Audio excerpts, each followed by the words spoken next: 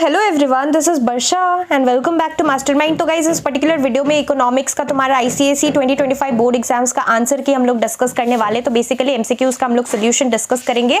तो तुम्हारा सबसे पहले कमेंट्स में मेरे को बताओ कि तुम्हारा एग्जाम आज का कैसा गया इकोनॉमिक्स का। हमने जो भी यहाँ पर थ्योरी क्वेश्चंस काफी सारा डिस्कस किया था, तो काफी कुछ यहाँ पर तुम्हें कॉमन मिल गया था। और एमसीक्यूज तुम्हारा कैसा गया ये चीज भी कॉमेंट्स में मेरे को बताना। लेट्स सी, और तुम कितना यहाँ पर 80 में एक्सपेक्ट कर रहे हो आउट ऑफ 80 कॉमेंट्स में बताना। चलो हम लोग आंसर किए वीडियो, तो जल्दी जल्दी आंसर्स डिस्कस करते हैं। सेक्शन ए में देखो यहाँ पर जो फर्स्ट क्वेश्चन है, in economics what does the capital earn as income. तो यहाँ पर तुम्हारा option number D is correct, interest होगा इसका। नेक्स्ट हम लोग आगे बढ़ते हैं। सेकंड क्वेश्चन है, which of the following are examples of substitute goods. Substitute मतलब टी एंड कॉफी, जैसे हो गया टी नहीं तो कॉफी, तो ये तुम्हारा सब्स्टिट्यूट हो गया। तो यहाँ पर तुम्हारा करेक्ट ऑप्शन है option number D, Apple iPhones and Samsung smartphones. तो काफी इजी यहाँ पर ये वाला क्वेश्चन था। आई होप कि तुम्हारा यहाँ पर करेक्ट है नंबर 2 का।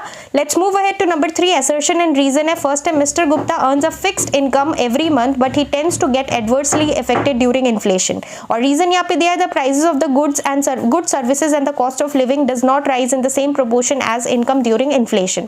तो राइट ऑप्शन दोनों यहाँ पर करेक्ट है। सो यहाँ पर तुम्हारा ऑप्शन नंबर ए करेक्ट है। Both A and R are true and R is the correct explanation of A. So option number A is correct if you have done A.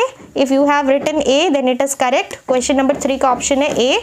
Let's move ahead to question number 4 now. Question number 4 है, Amit buys 1 kg of mangoes at rupees 120 per kg. Other things remaining constant, when the price of mangoes falls to rupees 90 per kg, he buys 2 kilos or 2 kgs of mangoes.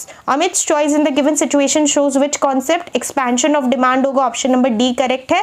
Let's move ahead to number 5, the rate of tax which is uniform for all the taxpayers. It is known as progressive tax. So option number A correct है, progressive। Next is number 6। Number 6 का question है, which factor will be responsible for product diversification through innovation. It is entrepreneur. So option number B is correct for question 6। Let's move ahead to question number 7 now. Question number 7 ये statement वाला question है। The primary first statement है, the primary function of money is to act as a store of value, and second statement is money helps in monetary expression of the market value of the commodity. Option number D is correct for question 7. Statement 1 is false and statement 2 is true. This is false and this is true.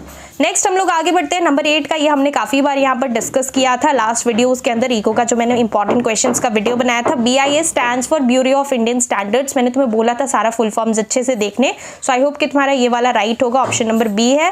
Next यहाँ पर ये वाला है, देखो यहाँ पर chart दिया है, यहाँ पर प्राइस जो है सब कुछ पॉजिटिव में, तुम्हारा यहाँ पर पॉजिटिव है। Option number A is correct for question 9। Let's move ahead to question number 10 now. Question number 10 जो है इस पेज के अंदर है। सो क्वेश्चन 10 का क्वेश्चन क्या है, which market structure has the least number of sellers. तो ओलिगोपोली में लीस्ट नंबर ऑफ सेलर्स होता है। So option number A is correct for 10। 11 का क्वेश्चन है, direct taxes are regressive in nature. ये फॉल्स है। फॉल्स क्यों है? बिकॉज डायरेक्ट टैक्सेस प्रोग्रेसिव होता है नेचर में। नेक्स्ट है नंबर 12, यहाँ पर एक पिक्चर दिया हुआ है, सेविंग्स है, देन तुम्हारा मोबिलाइजेशन ऑफ सेविंग्स है और इन्वेस्टमेंट है। तो ये हमारा above image depicts stages of depicts the stages of capital formation. So option number A is correct for question 12. Let's move ahead to question number 13. Radhika cannot postpone her demands for woolen clothes during winter season, but at the same time can postpone her demands for a car.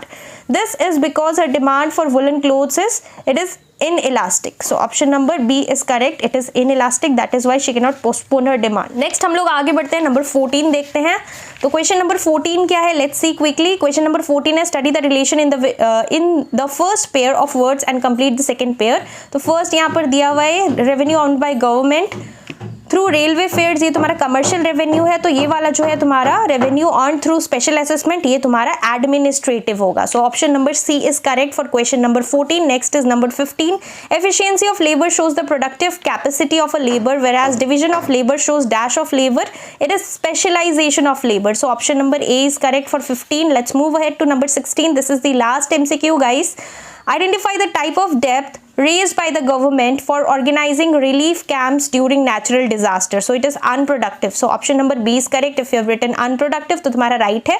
बाकी यहाँ पर theory तुम लोगों का कैसा गया और तुम 80 में कितना एक्सपेक्ट कर रहे हो कमेंट्स में बताना। काफी सारा क्वेश्चंस जो कि हमने यहाँ पर यूट्यूब पे डिस्कस किया था, तुम्हें कॉमन मिल गया था, तो तुमने आई होप कि अच्छे तरीके से किया। काफी सारा प्रीवियस ईयर क्वेश्चन यहाँ पर दिख रहा है क्वेश्चन पेपर में।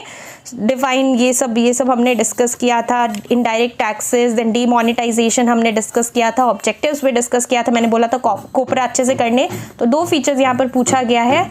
देन यहाँ पर तुम्हारा नेक्स्ट पेज अगर हम लोग देखें तो इधर में यहाँ पर दिया हुआ है बैंक रेट क्या है, why central bank is known as the lender of the last resort. ये क्वेश्चन मैंने बोला था बहुत इंपॉर्टेंट है, बहुत बार रिपीट होता है। आई होप कि तुमने किया। 5 फीचर्स और कैरेक्टरिस्टिक्स ऑफ लैंड आया था, ओवरड्राफ्ट आया था, देन यहाँ पर तुम्हारा 5 determinants affecting demand for goods आया था। तो कमेंट्स में बताना आउट ऑफ 80 तुम लोग कितना एक्सपेक्ट कर रहे हो, और एमसीक्यूज तुम्हारा आउट ऑफ 16 तुम्हारा कितना स्कोर आ रहा है, तुम्हारा कितना करेक्ट है, कमेंट्स में बताना। So that's all for this video. अब नेक्स्ट एग्जाम तुम्हारा यहाँ पर हिंदी का है, अच्छे से प्रिपरेशंस करो। डिस्क्रिप्शन बॉक्स में गाइस लिंक है प्लेलिस्ट का हिंदी का। अगर तुम्हारा मैथ्स नहीं है तो तुम्हारा यहाँ पर हिंदी होगा, और मैथ्स के ऊपर भी मैंने काफी सारा वीडियोस किया है, तो दोनों का ही यहाँ पर तुम्हें डिस्क्रिप्शन बॉक्स में लिंक मिल जाएगा, तुम लोग जाकर वीडियोस चेकआउट कर सकते हो। Thank you so much for watching.